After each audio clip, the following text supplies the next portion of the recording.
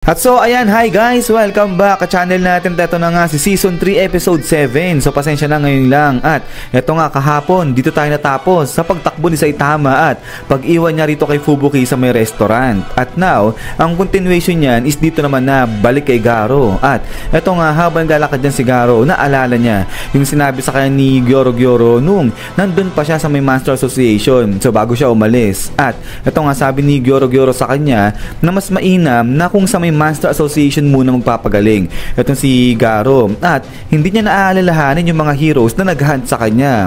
Pero yun nga ay sa kondisyon na kung matutupad ni Garo yung requirement sa kanya, which is yung magdala nga siya ng isang ulo ng hero dyan sa may Monster Association. At then ay ito nga tuloy sa paglakad dyan itong si Garo. At now sa loob niya, sabi niya nga rito na syempre hindi naman daw siya papayag na utos-utusan lang siya ng mga halimaw dun sa Monster Association. At saka isa pa, papatay siya ng isang hero bago siya ma-recognize na isang halimaw.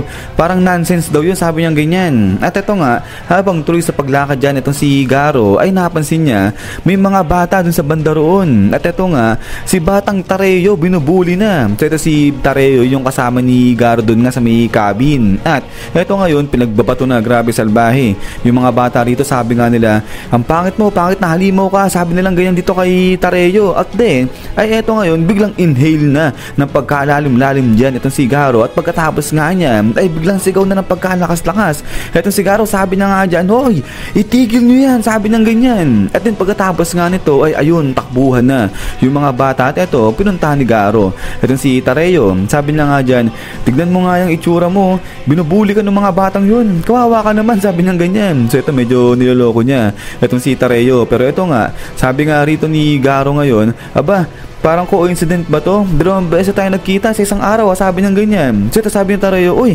ikaw yung matandang si kuya, sabi niyang ganyan. At ito ngayon sabi ni Garo, anong sinasabi mong matanda dyan? 18 years old pa lang ako, sabi niyang ganyan. So bata pa pala na ito ni Garo. At ayan, sisingot-singot lang itong si Tareyo. But then, ito nga sabi ngayon ni Garo na umuwi na itong si Tareyo kasi nga magagabi na at anytime pwedeng lumabas yung mga halimaw. At so dito, tingin lang itong si Tareyo kay Garo habang lumuluha siya. Sabay biglang nagsalita etong si Tareyo, sabi na nga dyan, kuya, sorry, pasensya na, tumakbo ko, iniwan kita dun sa may cabin. So kasi nga diba, may sumugod din ng mga hero dito kay Garo para patayin siya. At nataon nandun si Tareyo, kaya yan, ginawa ni Garo, pinatakbo niya, pinaalis niya si Tareyo para di madamay. At eto ngayon, napatingin ngayon eto si Garo dyan kay Tareyo. At then eto nga sabi ni Tareyo kasi nakita niya, nasaksihan niya na yung mga heroes ay gusto nga patayin na yan si Garo. Pero ito nga sabi ni Tareyo, pero di ba nagkakamali sila kasi mabait kayo, sabi ng ganyan. At ayun nga, pero natektahan niya nga raw kasi ito si Tareyo dyan sa mga bullets, sa mga bala. At kahit ngayon niligtas niya itong si Tareyo dun sa mga batang bullying. So kaya nga dito sabi ni Tareyo, di ba kuya, hero ka rin sabi ng ganyan. At ito ngayon biglang pinatigil ngayon ni Garo itong si Tareyo, tinakpan niya yung bibig. At ito nga sabi ni Garo kay Tareyo, ikaw, huwag ka nang magsalita, sabi ng ganyan. But then ay ito nga biglang dating na itong si Kalbo, sabay sabi na nga dyan, o ikaw, lalaking kain, sabay takbo, sabi nga ganyan sa tinatawag niya ito si Garo. At ito nga tuloy ni Saitama, aba talaga nga naman, di niya raw akalain na magagawa ni Garo yan, nakakain siya, tapos di siyang babayad, aalis siya, tatakbo na lang siya. Pero ang ganda raw ng timing na to ni Garo, sabi niya ganyan. Kaya sige, sabi ni Saitama, okay sige, papatawarin kita ngayon, sabi niya ganyan. At ito ngayon biglang talikod na si Saitama, sabi niya nga dito kay Garo na sige, sabihin niya na lang na nakita na nga siya ng hero tapos winarningan siya. Pero ito nga nagulat dyan ito si Garo kasi iwan na siya nito ni Kalbo. At ito ngayon sigaw ito si Garo, sabi na nga dyan, hoy, teka lang, ikaw, di ba pumunta ka para talunin ako? Halika rito, ano, natatakot ka ba? Sabi niya ganyan dito kay Saitama. At ito, tanong niya, anong hero name mo? Sabi niya ganyan.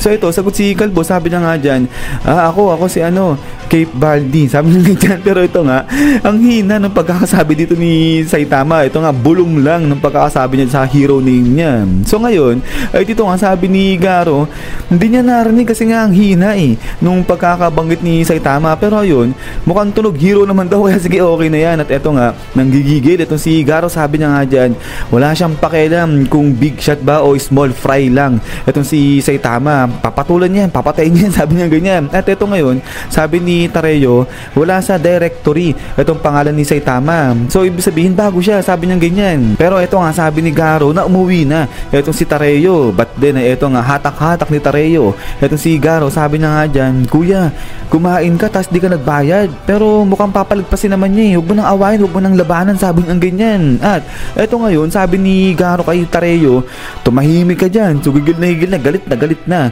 etong si Garo. At eto ngayon tuloy nga ni Garo na nung una yung Master Association yung naawa sa kanya, tapos ngayon isang bata saka isang kalbo naawa na rin sa kanya, so kaya nanggigigil dyan etong si Garo. Tapos ang tuloy niya pa nga rito na hindi niya maintindihan, hindi niya alam, pero nung marinig niya na si Silverfang yung master niya ay nakaligtas kay Elder Centipede ay guminhawa yung kanyang pakiramdam. At eto ngayon ay kitang kita raw maliwanag na kulang nga raw siya sa resolve para maging isang ganap na halimaw. At eto ngayon tuloy pa ni Garo, sa totoo lang ayaw niya talaga nung ino-offer sa kanya, yung pinapagawa sa kanya ng mga halimaw na papatay siya ng isang hero tapos i-recognize siya bilang isang totoong halimaw na. Pero sabi niya nga dyan, kahit ayaw niya, sige gagawin niya, isang hero, gagawin ko na ngayon yan, sabi niya ganyan. Eto nga si Saitama yung papatulan niya, so dito nga nagalit na etong si Garo. At eto papunta na siya kay Kalbo, sabi niya nga dyan, hoy ikaw, wag mo akong minamaliit, sabi niya ganyan. At din pagkatapos nga niya, he's back. So dito nga